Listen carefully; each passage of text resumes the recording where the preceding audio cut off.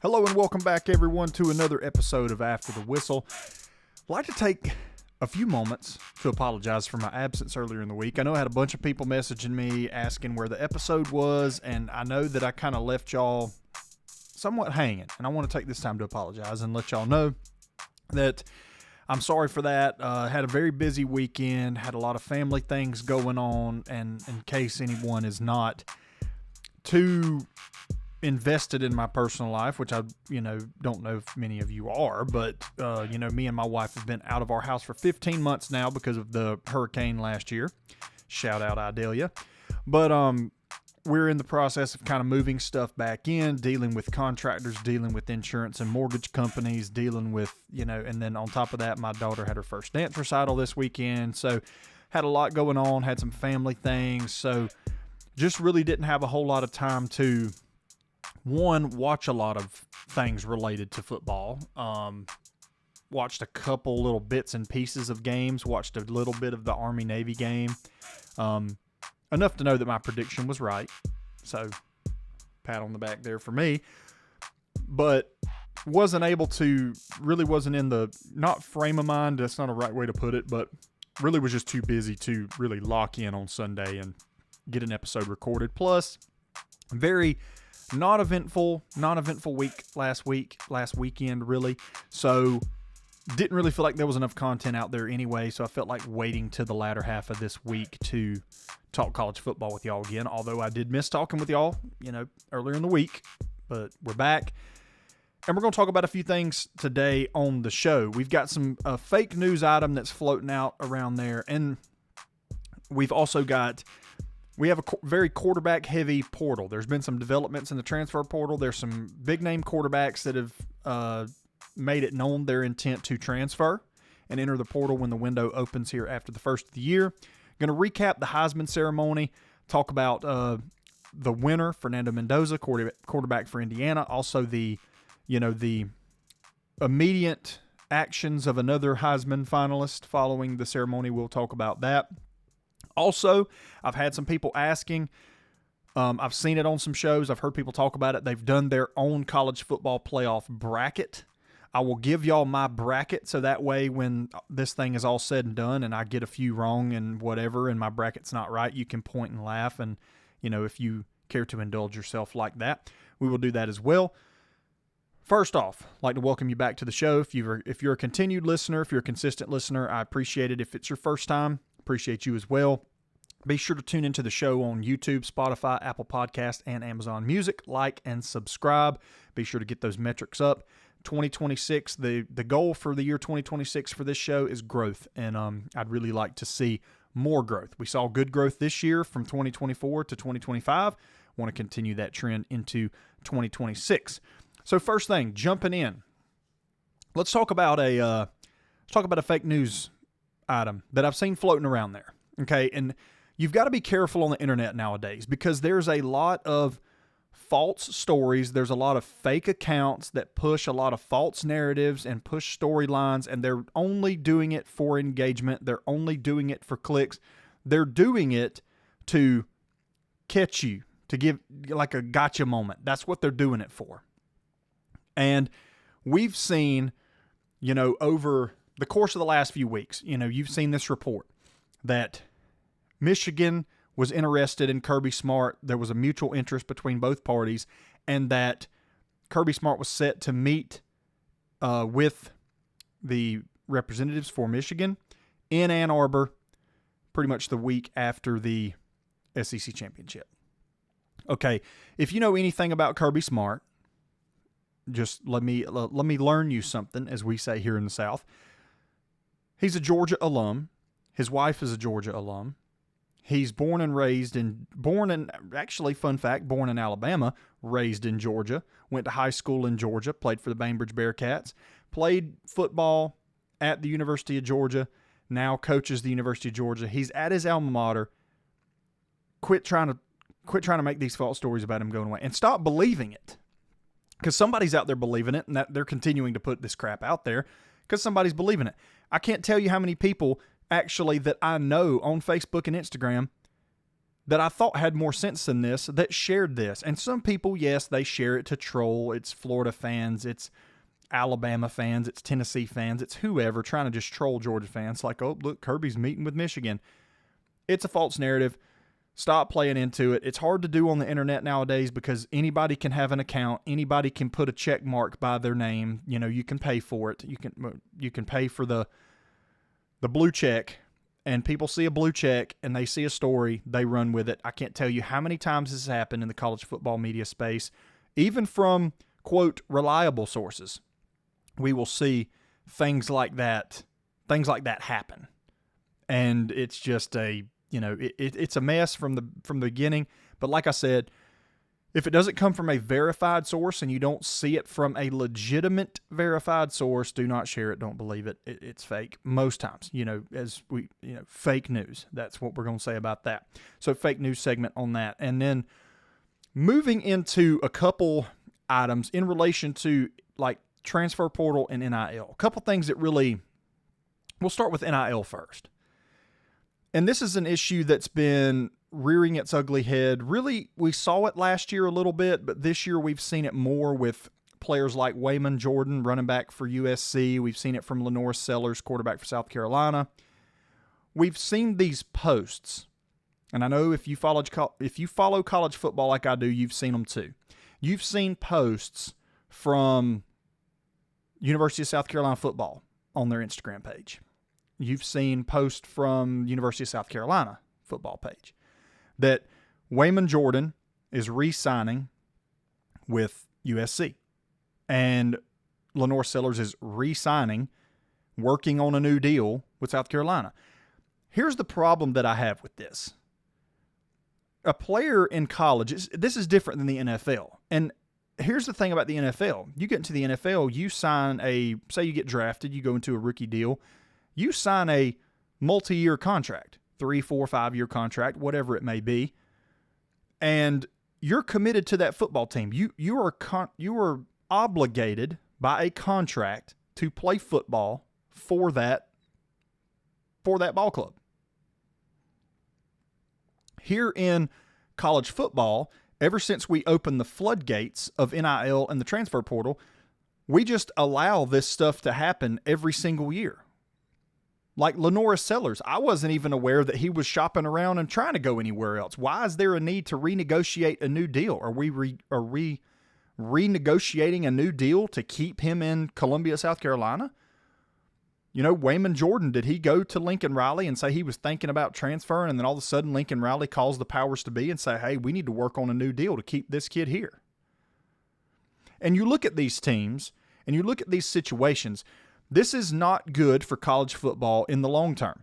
It's not good in the short term either. When players essentially are on a 1-year contract and they can strong arm the school that they committed to for more money. You know, in the NFL, we see players hold out, but most of the time these players hold out when they're going into their final contract year and they want a new contract. You know, things of that sort. But this is a yearly occurrence in college football. And when you open the floodgates and you allow this to happen, as we have, this is the kind of repercussions that you get and the consequences you get from those actions. This should have been a scenario where we, allow this to happen over time. Maybe a little bit here and a little bit there, but college football just opened the floodgates with this NIL thing. This NIL was designed to be a tool where players can benefit off their name, image, and likeness by signing sponsorship deals with Body Armor, with, Roback Clothing, with whoever. This was not meant to be a bidding war between schools. It's turned into that. And it's turned into a bidding war between schools, and it's also turned into the fact that the schools that have the athletes are having to renegotiate new money for these athletes so they don't leave and go somewhere else that can give them more money. And we're not holding these players liable to the terms of the contract. I don't know what the verbiage is in some of these contracts, but it could be something, it could be something as simple as putting something in the contract saying, hey, listen, this is a 3-year deal with a 4th-year option if you decide to return for your senior season or your final year of eligibility. If you leave early, you owe this money to this institution, or the institution that you intend to transfer to owes the money to us. What you'll see, if that were to be a reality, if that were to be made a reality, then you would see some of these schools start to back off a little bit. If the University of Southern California has committed $2 million a year to an athlete, let's just say it's Wayman Jordan, then if they've committed $2 million a year over 3 years, that's $6 million. If he plays 1 year, he's still got $4 million on a contract. If he decides he wants to go to Ohio State University, then either he is obligated to pay that money that he owes that school, that they committed to him, or Ohio State has to fit the bill for that $4 million. What you'll see is a lot of teams like Ohio State look at that situation and go, is this running back really worth $4 million? And you'll see a lot of teams start to go, yeah, no thanks. You can stay where you're at. And it will correct, the issue will kind of correct itself a little bit in that regard. Also, what we can do, or what the schools can do, is when you draft these contracts, you hold these athletes' feet to the fire if they decide to leave and leave you high and dry and try to take money from you. The University of Georgia right now is in a legal battle with Damon Wilson, who transferred to Missouri, signed a deal, an NIL deal with the University of Georgia, got the money, and then transferred weeks later, like 2 weeks later, transferred to Missouri. The University of Georgia is pursuing legal action against Damon Wilson for $390,000. That is another way we correct these issues with NIL, is you hold these athletes financially liable if they decide to leave after they ink a deal for new money. Also, you make the schools that they're transferring to pay what's owed on their contract. If an athlete is owed $4 million, then the school he's transferring to owes the institution he's transferring from $4 million. And then they'll think, we got to pay $4 million to get this kid here, and he's asking for $3 million a year. If he's here 2 years, that's $10 million that we've got to commit to this kid. And then you'll see a lot of schools go, nah, that kid's not worth it. And then you'll see a lot of it fall by the wayside. You'll see a lot of players stay at schools. You commit to a school, but nowadays the problem is kids are committing to the money. You know, what has happened to our beloved sport? I mean, don't get me wrong, I still love college football. I still love watching it. But there's a lot of issues that are starting to really show their face with this NIL thing and the transfer portal and everything else. But I think that's two ways you correct that with the NIL, is those you could do those two simple things: stronger verbiage in the contracts that makes the players or the institutions they're transferring to financially liable for them. That's 2 ways you correct it. When we talk about the transfer portal, you've got players that now, TJ Finley's a perfect example. Remember TJ Finley? If you follow college football a little bit, you know that right now he's entered the transfer portal again, and he's looking for his 7th. Yes, I did not stutter. 7th school to play for. I mean, he's played at Tulane. He's played at LSU. He's been Auburn. He's looking for his 7th school to play football for. He has been with a different school almost every year, and some years multiple schools. So I think the way that we fix this, and we fix this problem, is like I mentioned with NIL, the 2 points I mentioned there. The third point with the transfer portal is you go back to a situation where you tell players, hey, if you don't like the situation that you're in, you get 1 free transfer. So you've got a freshman that plays at, let's just say, Ole Miss. He doesn't get the playing time he wants. He decides he wants to go somewhere else. So he decides he's going to transfer to LSU. So for his sophomore year, he transfers to LSU. Well, he doesn't get the playing time there. if he decides to transfer again, when he enters the name in that portal, there's a tag placed on that player that says he's not eligible until his senior season and he has to sit out a year. That will correct the portal problem of players just hopping around all over the place. I mean, we're seeing players now graduating and going to the league or graduating school, and they've played for 4 different schools. I mean, I love the NFL when they announce the starting lineups at the beginning of the game, and you watch, you know what I'm talking about. You have these guys that will get on there and they will say, whatever their name is, just like Colby Allen, University of Georgia. Gone are those days, because now you've actually got players that can honestly say Colby Allen, University of Georgia, LSU, Ole Miss, Arkansas State. Like, they've played for 4 different schools in 4 years. It's just getting ridiculous, and it's damaging the sport. And I think there's ways to remedy it. There's ways to fix it. But the problem is it's a lot easier to put a little bit of a patch on a tiny hole. Now we've opened the floodgates. The dam is wide open, and we've got to figure out a way to put all the water back in. It's like putting lipstick back in the tube, or toothpaste back in the tube, or whatever analogy you want to use here. It's like toothpaste back in the tube. Once it's out, you're not putting it back in. We've opened the floodgates for all this to happen, and now we're seeing all these issues a few years down the road that everybody said was going to happen before you open the floodgates. And if people that the powers to be would have just listened and realized, hey, we need to take a step back and really think about how we structure all of this stuff. We might need to have protections in place for the institutions, and we might need to have protections in place where players just can't transfer and play for 4 different schools. It's essentially free agency every year. A player in the NFL, free agency might roll around every 3, 4, 5 years for that player. In college, it's every year. And now what you're going to get is you're going to get a bunch of athletes that play for 4 different schools, and they shop themselves around every single year. They get to the NFL. They don't get the playing time they feel like they're deserving. They're going to go to the owner's office, and he's going to laugh in their face, because it's like, dude, you signed this contract right here that says that you have to play for me. I mean, we're not setting these kids up for success like this. We're not. We're setting them up for failure. It's like participation trophies and this kind of stuff is ruining this generation, not just from a personal level, but from a football level.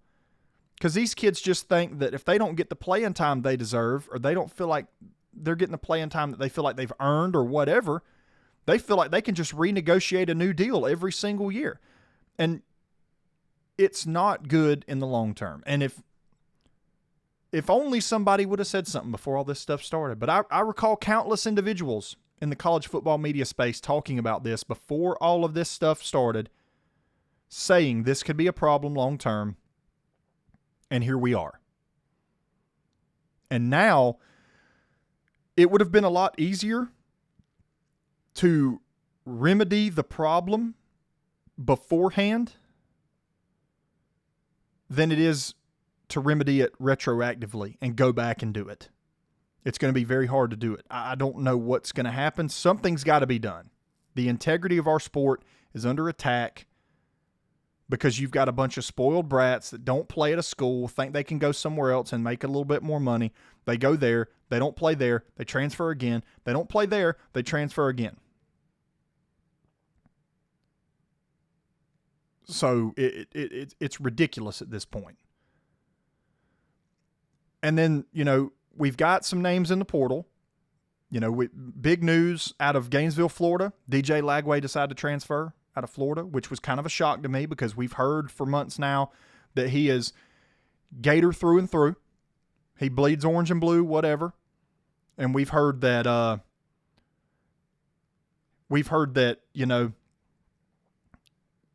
he's going to be a Gator for his whole college career. Well, that's not. Now we see that's not happening. He's decided that he's going to enter his name into the transfer portal, and there will be no shortage of teams looking at him. He'll fit in a lot of places. The early favorites are teams like LSU and Oklahoma. There's a couple other teams out there that are the early favorites to land DJ Lagway. But the reports out of Gainesville are that the initial meeting between Lagway and the new staff did not go well. The reports are that the new staff questioned his, not integrity, but his work ethic and things like that. I'm assuming that's how it went. And just judging by the reports I've read, I'm assuming that's what went on. And now he's decided he's going to transfer because I don't think he doesn't think he's going to be a good fit for that staff. So I know, Florida fans are kind of, all up in arms about it, but, you got a new offensive coordinator, and supposedly there's some rumblings out there that the backup for Georgia Tech this year, Aaron Philo, is the current favorite to transfer to Florida and be the starter next year, be reunited with Buster Faulkner, his offensive coordinator when he was at Georgia Tech. So definitely a better fit, knows the offense, pretty much a plug-and-play type player down there in Gainesville. So, I think he's a great quarterback. I think he showed a lot of great promise. He'll be really good in that offense. Given the weapons that he's going to have at his disposal, I think he's going to do great. You also have some other big names. Nick Marsh is a name to watch in the transfer portal, receiver out of Michigan State. Very dynamic receiver. Great hands, can run the full route tree. Quick. I mean, you name it. He's a very good wide receiver. There's going to be a lot of teams after him. Another big name to watch there. Also, another big name to watch is going to be Sam Leavitt. Sam Leavitt, another quarterback out of Arizona State. Another guy that has made it known that he is going to enter the transfer portal. Very experienced quarterback, good arm. You just watch the film with Arizona State. You know what you're going to get with him. Brendan Sorsby, quarterback for Cincinnati, also entering the transfer portal. Current early favorites to land him are pretty much the same guys, the same schools that are the favorites to land Leavitt and Lagway. You got schools like LSU, you got schools like Oklahoma, and everything else. Those teams are going to be looking really hard at those quarterbacks. All right, so moving on. So we got to get to some predictions. I got to give y'all my bracket, and then we got to get into the first round of the college football playoff predictions because it is Thursday. This is the prediction show. So one thing I want to talk about, the Heisman ceremony. And what I want to lead into it with is this. This was one of the lowest per TV ratings. This was one of the lowest rated Heisman ceremonies in the history of the Heisman ceremony. Not a lot of people tuned in. Now, you take that with whatever way you will. I feel like it was underwhelming. I feel like the favorites were kind of a joke. You had a Jeremiah Love who, 1,300 and something yards this year. Not very impressive, especially against the schedule that Notre Dame played. And when you watch the way Jeremiah Love ran against quality competition, wasn't the same guy. So, I almost feel like the only reason Jeremiah Love was in New York because he wears a golden helmet on Saturdays. It's the only reason he was there because there's nothing. To me, there's two running backs right now I can name off the top of my head better than Jeremiah Love, and that's Kejuan Lacey out of Ole Miss, and it's Ahmad Hardy out of Mizzou. And he, very underwhelming stat line for him. Underwhelming stat line as well for all the other quarterbacks. I mean, Julian Sayin, had a great year, ended kind of in a bad way against Indiana, didn't really play very well. But then you look at Fernando Mendoza, and you compare Fernando Mendoza's stat line to, let's just talk about I've seen this graphic comparing Fernando Mendoza to Joe Burrow when he won the Heisman in 2019. And to me, that's not a fair comparison. That's not a fair comparison to Joe Burrow. It's not a fair comparison to Fernando Mendoza because that was one of the best, if not the best, year we have seen statistically for a quarterback ever in college football. Like, it's an injustice to Joe Burrow to compare him to Fernando Mendoza. But when you look at the stat line that a guy like Joe Burrow produced, it's way off. He threw for over twice as many yards, over twice as many touchdowns. Completion percentage was better. I'm honestly kind of shocked that Fernando Mendoza had the yards that he had, and you've got guys like Surratt and Cooper to throw to every week. How are you not averaging 300 yards a game? So if we're basing it off of stats, I feel like if we're basing the Heisman off of stats this year, I feel like out of the 4 that were in New York, Diego Pavia 100% had the best stats of anybody in New York. More passing yards, had more, the rush yards that he had, the total touchdowns, what he meant to his team, what he did with his team, 10-2 at Vanderbilt. That's a feat in of itself. I'm not saying, and I'm not sitting here on this show saying that Diego Pavia should have won it. I'm just saying you could definitely make the argument that he should have based on his numbers. However, I think we got a good idea of why he didn't win it after the ceremony. And all year, when he got on the podcast before the season started, bussing with the boys, talking about how Vanderbilt was going to be the new standard in Tennessee and this and that, he came off real brash, rough around the edges, and very cocky, arrogant, whatever term you want to put on him. That's how he came across. Obnoxious. And we see the antics after the ceremony. I know. He's released an apology since. I don't care. What you did in the moment shows me your character. The Heisman is awarded to, yes, the best football player in the country. It really isn't anymore. It's now the best player on the best team. Used to be the best player.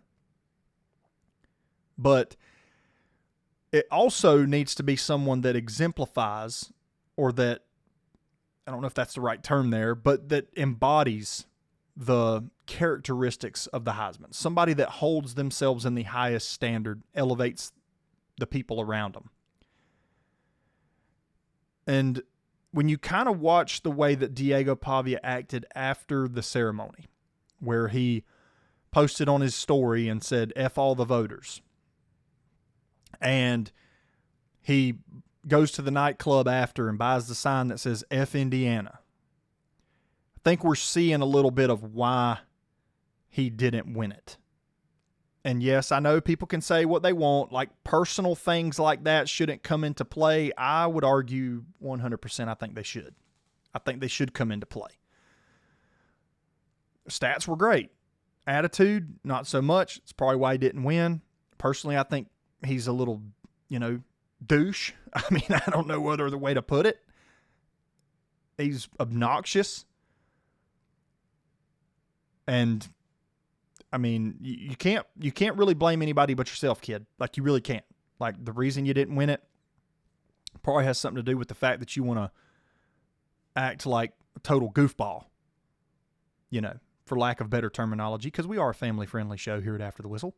We won't use that terminology on here because, for one, we're family-friendly, and I know that there are children that listen to this show. I mean, some of my friends' children listen to this show that enjoy football. They might be 12, 13 years old. So we're not going to use that kind of terminology. Plus, in the event that my mom tunes into this show, she might hear a soundbite of me using some kind of language, and I might, y'all know how that is. Might get a good talking to on that front as well. So, for lack of better terminology, just a goofball. Just scumbag. Better term for it.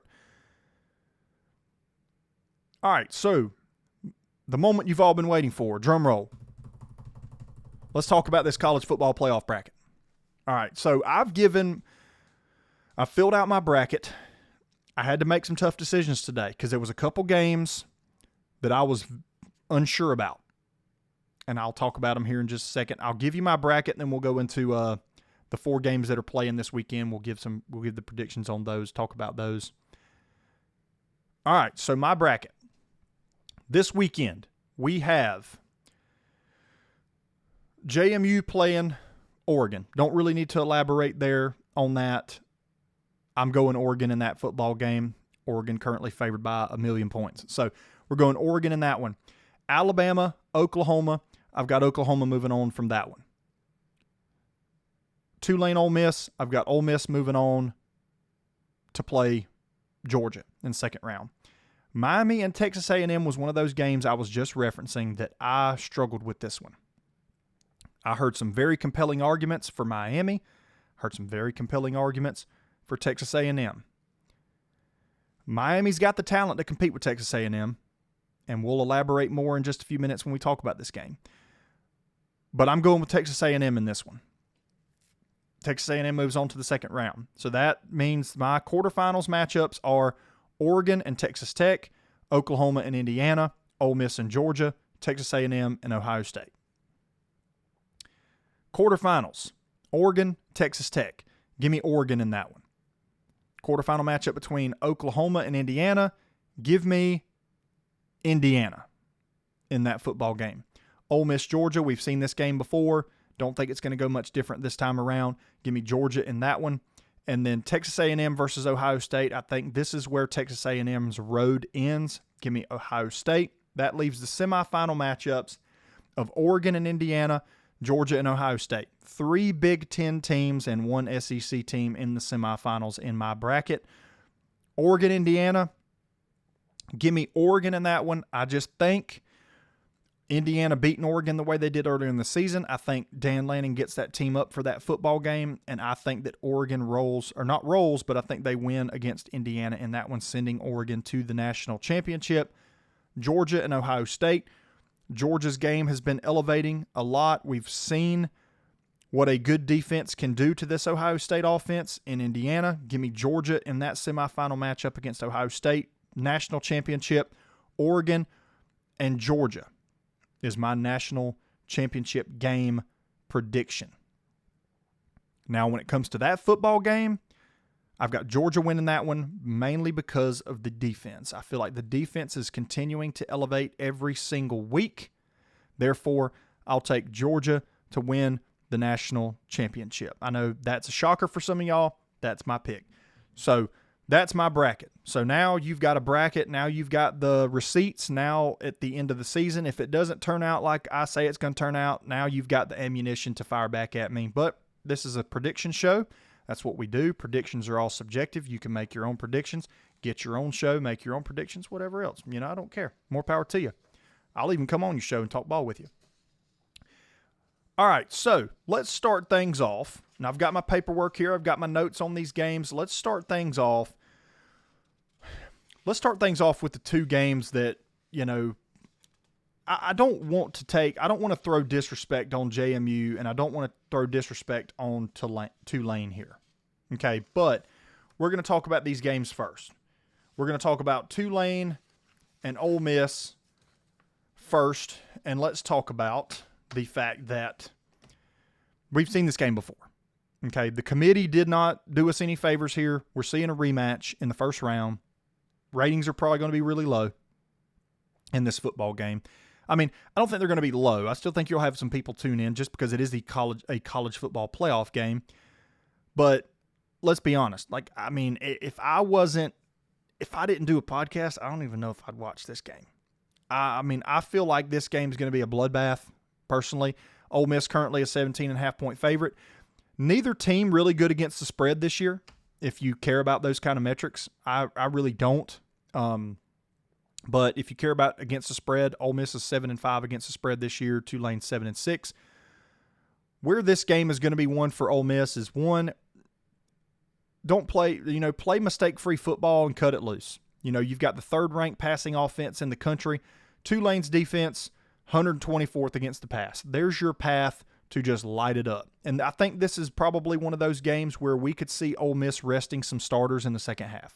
I really do. I think this is a game where you turn it on first and the ball's kicked off, and there could be a halftime score of 31-7.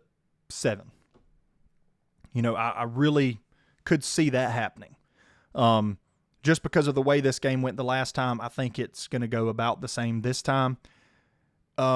Tulane's pass defense. I mean, when you think about these metrics, like when we talk about what's on this paper, what's on these notes here, and we talk about Tulane's defense, you know, when you look at them on paper, 30th against the rush, you know, 50th in scoring, so upper half of those, and then 66th in total defense, but 124th in the pass. They allow their opponents to convert 40% of the time on third down. So Ole Miss, top 25 in the country in converting third downs. I think Ole Miss is going to, just really take it to Tulane. There's really no way to analyze it. I know I've seen some people on some podcasts talking about the path for Tulane. I really don't want to get into that because the path for Tulane to me is Ole Miss doesn't get off the bus, really. I mean, I hate to be that way in a college football playoff game, but here we are. We've got 2 Group of 5 teams in the first round. The Group of 5 teams playing in the college football playoff is kind of a participation trophy for me. I don't like it. And I've made that very clear, I think, haven't I? So, I mean, I've made that very clear over the last few weeks, and even last year I made it very clear.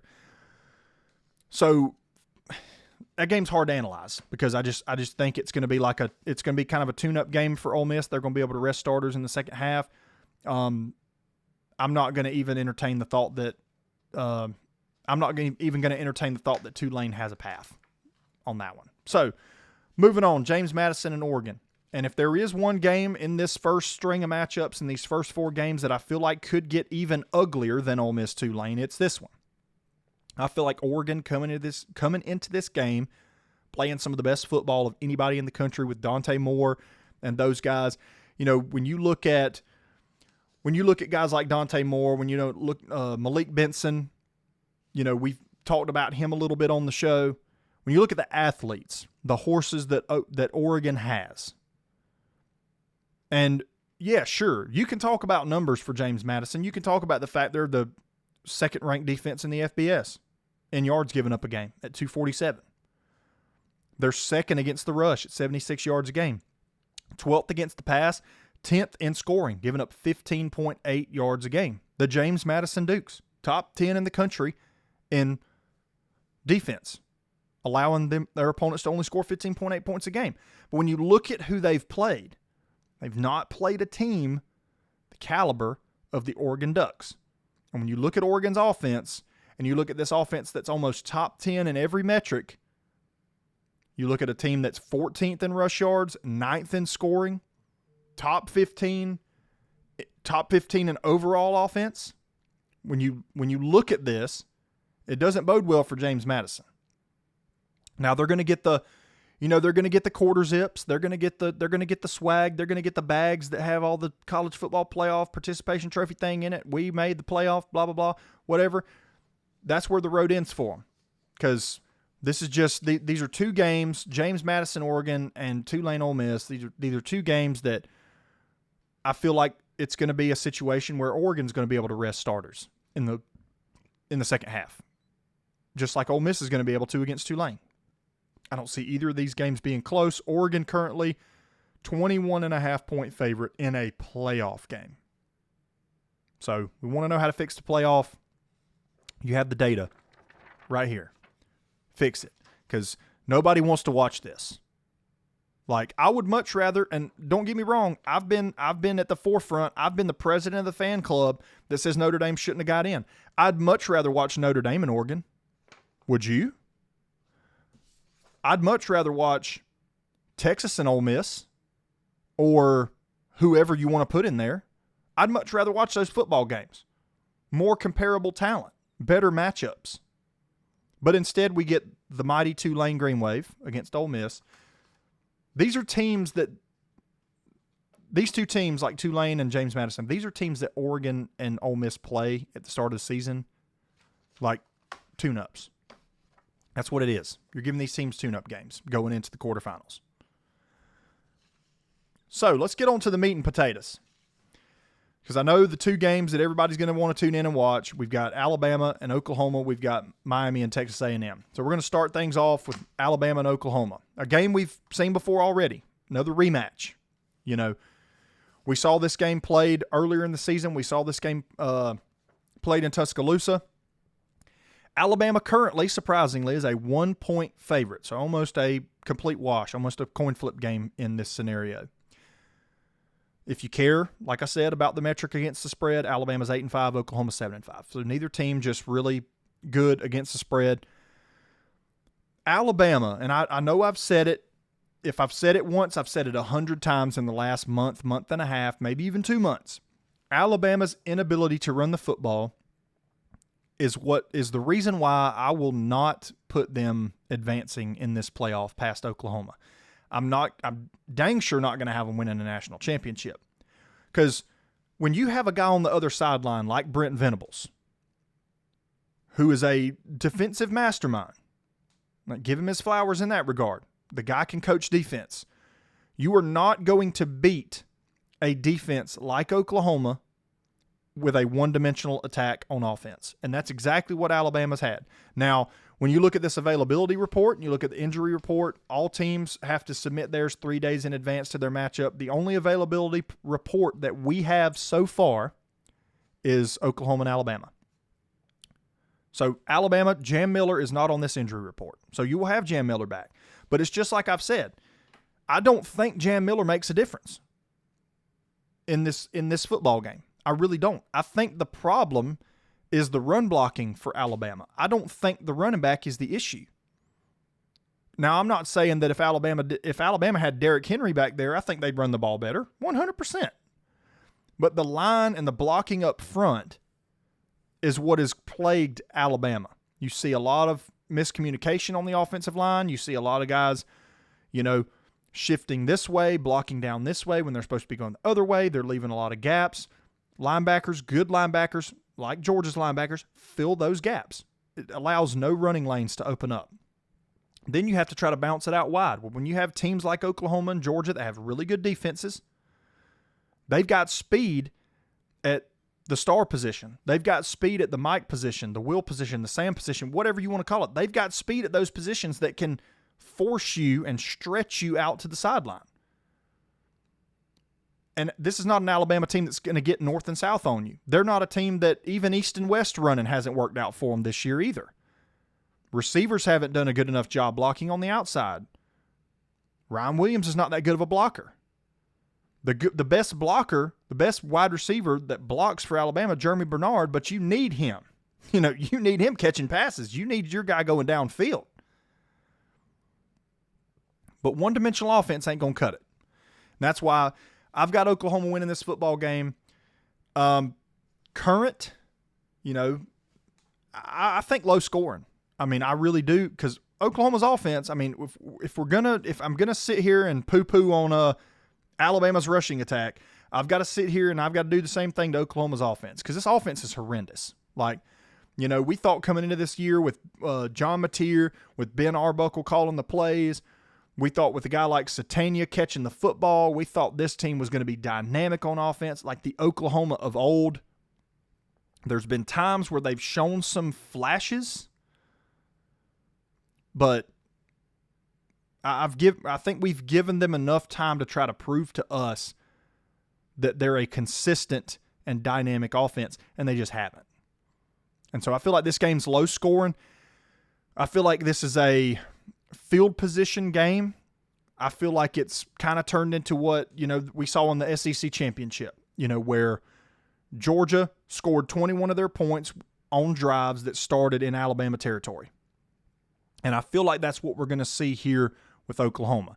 And Oklahoma, that defense, they're coming downhill. They're putting pressure on Ty Simpson. Ty Simpson hasn't been, looked great early in the year, but when he's pressured, he's gone. He ghosts. I mean, you saw some of the throws he attempted to make in the SEC championship. Horrendous. Like 4th and 2, overthrows a receiver. Like, receiver could have been 10 foot tall and couldn't have caught that football. And Oklahoma's going to watch a lot of that SEC championship film. I've got a feeling that they will. I've got a feeling they're going to have a similar plan of attack.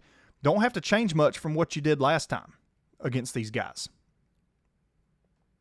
And so that's why, I've got Oklahoma winning this football game, mainly because of the defense. They're top 5 in the country and allowing opponents to convert on third down. I don't think that Alabama's got the consistent offense, the offense that can keep Oklahoma on their toes. I don't feel like they've got that to where they can extend drives and score points. And so, therefore, I've got Oklahoma winning this one. And I'm going to go 20-17. I'm going to go somewhat low scoring. I just don't think, Alabama also going to be without Josh Cuevas, or he's listed as questionable. So let me not misspeak on that one. Listed as questionable.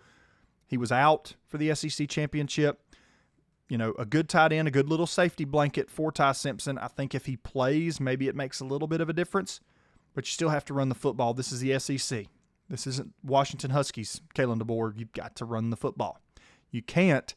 So I think the road ends here against the Oklahoma Sooners in that matchup. All right, so the game that I probably would say that I'm looking forward to the most is Miami and Texas A&M. Like when we look at this game, a Miami team that when they're playing their best football, they can compete with about anybody in the country. And yes, I'm talking about the same Miami team that lost to Louisville and lost to SMU. They had bad days, and let's not pretend like Louisville and SMU aren't, quote, bad competition. Sure, they're unranked. Louisville, for part of the season, was ranked. I believe inside the top 15. Correct me if I'm wrong. Maybe top 20. But they were ranked for a little bit of the season. So, I mean, Miami's kind of a wild card for me. Because when they're clicking, they could be a problem in this playoff. If they bring their A game and they bring their A-plus game and that defense shows up, they've got a really good offensive line. That's the matchup that I'm going to be keying in on in this football game is Texas A&M's defensive front with guys like Cassius Howell up front against this Miami offensive line. That's the main matchup I'm going to be just zeroed in on. If Texas A&M is able to get in the backfield and create pressure, I think that could be a difference in the football game. They've got to be able to block that front if they want to have a chance in this football game. I mean, you look at a A&M defense, 21st against the pass, 38th against the rush, top 20 in the country in yards given up a game on defense. Miami's defense, though, when you look at these guys on paper, 11th in the country in yards given up, 7th against the rush, 6th in scoring. So Miami no slouch on that side either. And shout out to the Texas A&M offensive lineman that had the comment to make about Ruben Bain, man. Come on. Like, let's not create bulletin board material for these guys. Like, they don't need the extra motivation to play. Ruben Bain is a dog. Like, that dude's going to get after you. And, when you poke the bear, it creates this extra motivation for Ruben Bain to really get after your quarterback. So why even open your mouth? Like, just a dumb move on his part. Not saying that Ruben Bain's going to go on a tear in this football game and have 3 or 4 sacks or anything like that, but I'm just saying it's not a very smart move to open your mouth and give him any extra motivation. The guy's a good enough player, he doesn't need it. He's probably motivated enough that he's playing in the college football playoff. But to give him extra motivation, very ill-advised, especially with that, with Miami's defense, the way that they are.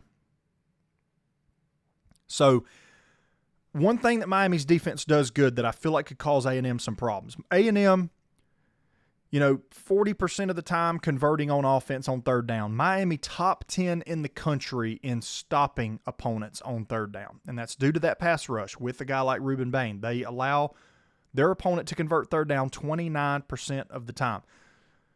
Texas A&M kind of middle of the pack in that on offense. Miami top 10 in the country. So if there's 2 areas that Miami really needs to focus on, and if you're a Miami fan, if you're watching this football game, and there's a couple areas that you really need to focus in on to see if Miami can win this football game, it is, does that offensive or does that defensive front get after the quarterback, and do they get off the field on third down? Because you can't allow Texas A&M to, milk drives and extend drives on third down and expect to beat them. I mean, I feel like let's quit throwing the upset term around. If Miami beats Texas A&M, this is not going to be an upset. Both teams are in the playoff. Like, we're not going to talk about that. But, you know, A&M's got to do something about the turnovers as well. Another thing I wrote down in my notes right here is A&M has a -7 turnover margin on the season. So you want to beat a team like Miami, a team that can beat you, make no mistake about it. You can't give them extra possessions. And Miami, +9 in the same area. Texas A&M -7 in turnover margin, Miami +9. They don't turn the ball over. They force turnovers. Just in case you were wondering how that metric works. You learn something new every day. Maybe you did. If you're a ball knower, you know how that works. But 3 key areas right there. Get after the quarterback, Miami. If you want to win this game, get after the quarterback, get off the field on third down, and force turnovers. Steal possessions. That's how Miami wins this football game. You know, A&M, you know, Le'Veon Moss is rumored that he could potentially come back. We'll find out more when the availability report comes out, what he's listed at, probable, questionable, out, whatever. We'll find out. There's a chance he comes back, and that will definitely help this offense for Texas A&M. But I feel like this is a potential to be 2 barn burner football games between Oklahoma and Alabama. I feel like it's going to be low scoring, 2017 Oklahoma. A&M and Miami has the ability to be a low scoring football game as well. If both of these defenses show up and play the football that we know they're capable of playing, then I think this is a scenario where we could see a low scoring game. And it's going to come down to the playmakers. You got, Concepcion, you've got Craver for A&M, you've got Malachi Toney for Miami, who is a joystick, a human joystick. That is a guy you have to know where he's at all times on the field. Nearly 1,000 yards on the season, 84 catches, 7 touchdowns. You have to know where he's at. He's the type of guy who can just shred a defense. He's a guy that he can go out 5 yards, run a little in-breaking route, cut in, whatever he's running, drag, slant, whatever. He's the type of guy that can take a simple route like that to the house. We've seen him do it this year. He's also a guy that can beat you deep on a go route. So have to know where he's at all times on the field if you're Texas A&M. Limit the big plays. The keys, if there's keys to Miami, it's get after the passer, force turnovers, and steal possessions, and get off the field on third down. If there's keys to A&M, it is the inverse of that. Extend drives, protect the football, and play good defense, and do not allow the big play to happen. This is a Miami offense that has relied really heavily on the big play this year. You've got to make sure that it doesn't happen. I'm going Texas A&M in this one. And I feel like the loss to Texas stings to them a little bit. I'm not saying that this year's Texas A&M is last year's Ohio State. I'm not saying they're going to go on a run like that or anything. But what I'm saying is I feel like the loss to Texas back on November 28th, 27-17, I feel like that's a little bit of motivation for this team. I feel like they use this time to get healthy, to go back to the drawing board. And I feel like that's the difference in this football game. I feel like it's another barn burner. I feel like it's tight. I like A&M in this spot, and I like A&M to win this game 24-20 over the Miami Hurricanes. All right, so gave y'all my bracket, gave y'all my predictions on these football games, dabbled a little bit in the transfer portal NIL thing and how you fix it. Here's the thing. If you make me commissioner of college football, write me in the ballot, whatever, I'll fix it. Just let you know. I'll let you know how to fix it. But it's finally here. The college football playoff is here, starting this weekend, starting on Friday, Alabama, Oklahoma, followed by 3 games on Saturday. Y'all enjoy it. I will be back the first of next week. I promise. I'm not going to do the same thing I did last week and ghost y'all again. I'll be back the first of next week to recap all the action that we watched this weekend in the college football playoff, because I know it's going to be a lot. I I feel like we're going to have 2 really good games and 2 just terrible games. But I'll recap them all. I'll talk about them. And I'll catch y'all next time on After the Whistle. See y'all.